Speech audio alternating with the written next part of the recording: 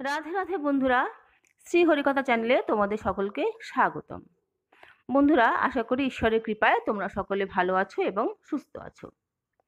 বন্ধুরা, আজ আমরা জানবো লক্ষণ কেন শূর্পণখার নাক কেটেছিল। লক্ষণ শূর্পণখার নাক কাটার পেছনে মূল কারণ ছিল তার অশোভন আচরণ ও আক্রমণাত্মক মনোভাব। তাহলে এবার ঘটনাটি সংক্ষেপে বলি। প্রথমে বলে রাখি শূর্পণখা কে ছিল। শূর্পণখা ছিল রাক্ষস রাজা রাবণের বোন। সে শ্রী রামচন্দ্র, সীতাদেবী ও লক্ষণের সঙ্গে অরণ্যে একবার দেখা করতে আসে। সেখানে শ্রী রামচন্দ্রকে দেখে তার ভালো লাগে এবং তিনি শ্রী রামচন্দ্রকে বিয়ের প্রস্তাব দেন। শ্রী রামচন্দ্র বিনয়ের সঙ্গে জানান যে তিনি বিবাহিত এবং সীতাদেবী তার পত্নী।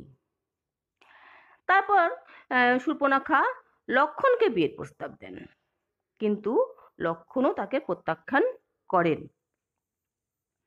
প্রত্যাখ্যান সহ্য করতে না পেরে শূর্পণখা সীতাদেবীর ওপর আক্রমণ করতে উদ্যত হয়।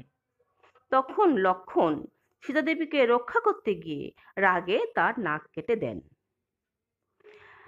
লক্ষণ এই কাজটা করেছিল সীতাদেবীকে রক্ষা করার জন্য এবং শূর্পণখার অন্যায়ের আচরণের শাস্তি দেওয়ার জন্য।